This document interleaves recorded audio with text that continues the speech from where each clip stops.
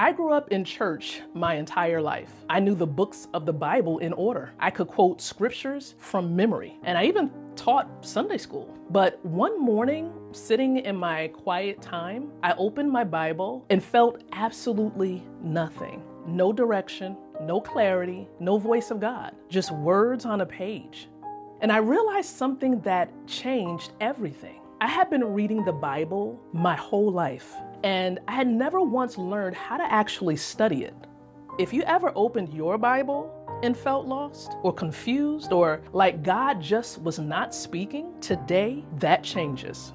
There's a difference between reading the Bible and studying the Bible. Reading is passive. You move your eyes across the page, you check the box, you feel like you did something spiritual, but nothing changes. Studying is active.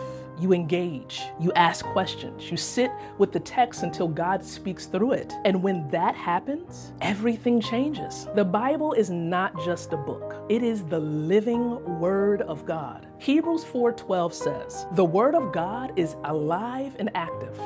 Alive and active. That means when you open your Bible, God is ready to speak. The question is not whether He will speak. The question is, are you positioned to hear? Today, I'm giving you 5 steps that will completely transform the way you study the Word of God.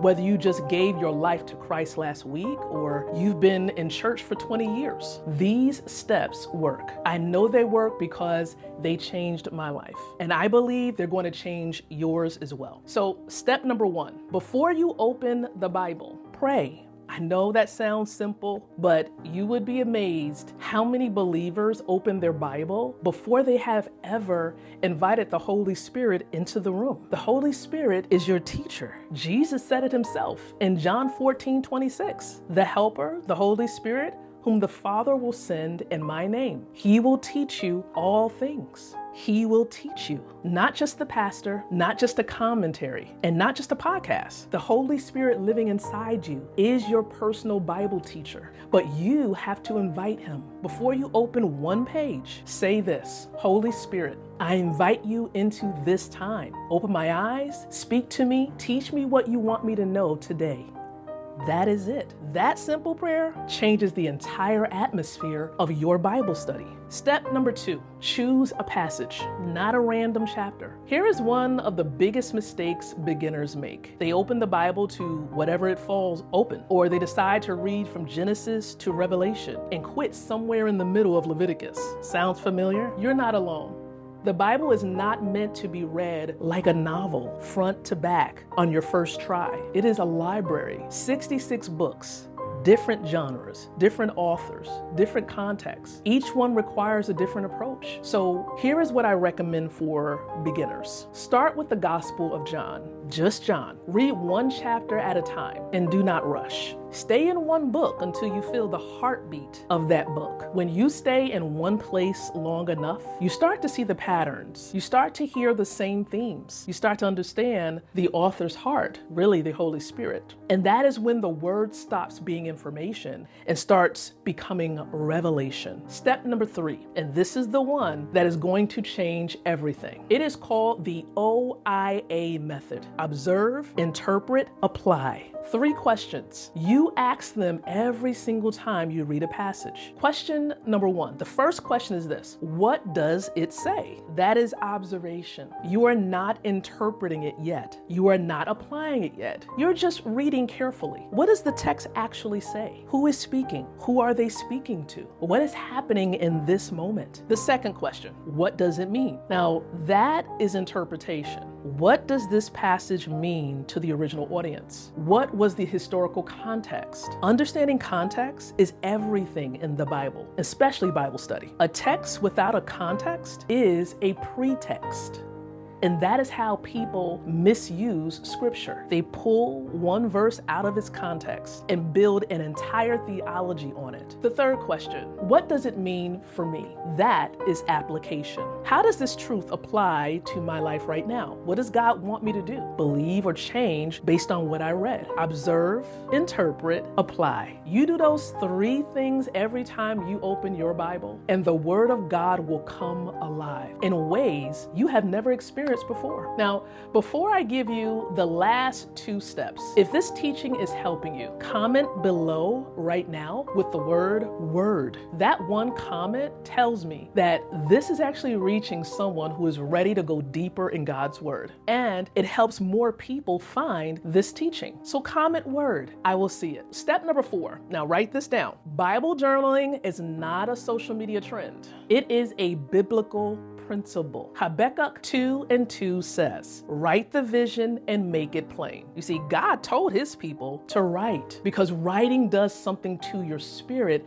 that reading alone cannot. When you write down what God shows you, it moves from head to heart. It becomes yours. It becomes a weapon you can use in prayer. It becomes a testimony you can share with someone else. Through journaling, I actually learned that more understanding can be gained of the Word of God and really how to live this Christian walk. Writing helps you process what you learn and retain it. I learned that small words can bring major revelation. For example, Jesus did not say he was a way. He said he was the way, meaning he is the only way to the Father. That one word changed how I read the entire verse. And I never would have caught it if I had not written it down and sat with it. You see, the act of writing slows you down. It forces you to be intentional, and God honors intentionality. You do not need a fancy journal. You do not need colored pens and a perfect setup. You just need a notebook, a pen, and a willing heart. Write the verse. Write what God said to you about it. Write how you're going to apply it. That is it. Step number 5, and this one might surprise you. Speak the word out loud. Romans 10:17 says, faith comes by hearing, and hearing by the word of God. Hearing, not just reading, hearing. When you read the Bible silently, your eyes engage, but when you speak the word out loud, your ears engage, your spirit engages. Something shifts in the atmosphere around you. And there's a reason God said in Joshua 1:8, this book of the law shall not depart from your mouth. Your mouth, not your eyes, your mouth. Declaring the word activates it. It's an act of spiritual warfare. When you speak scripture out loud, you're doing exactly what Jesus did when the enemy tempted him in the wilderness. Do you remember that? He didn't argue. He did not debate. He said, it is written. And he spoke the word. So here is what I want you to do. After you study a passage, find one verse that spoke to you, just one, and speak it out loud. Speak it over your life. Speak it into your morning. Speak it before you go to bed. Let the word of God live in your mouth and watch what God does. Not religion, not a routine, a relationship with the living word. So let me bring this home. 5 steps to transform your Bible study, right? Starting today. Step 1. Pray before you open the word. Invite the Holy Spirit in. Step 2, choose a passage, not a random chapter. Start with the Gospel of John. Step 3, observe, interpret, and apply. 3 questions every single time. And step 4, write it down. Let the word move from your head to your heart. And the final step, step 5, speak it aloud.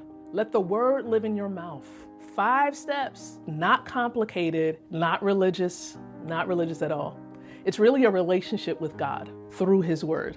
So the Bible is not homework. It's not a religious obligation. It is a love letter. It is a map. It is the very breath of God, breathed out for you, preserved for you, available to you right now. So listen, the question is not whether the Bible has something to say to you. The question is, are you ready to receive it?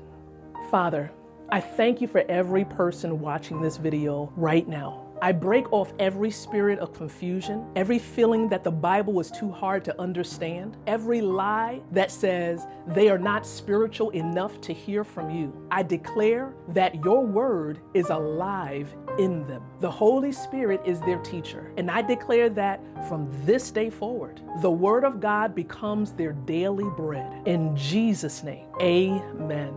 If you prayed that prayer, and you meant it, something just shifted. The Word of God is about to come alive in you in a way you have never experienced before. Now, here is what I need you to do. Like this video. It's going to help more people find this teaching. And be sure to share it because someone in your life needs this right now. Subscribe because every week I am here with biblical teaching to help you grow in your walk with God. And watch the video linked on the screen right now. It's your perfect next step. I will see you in the next one. God bless you.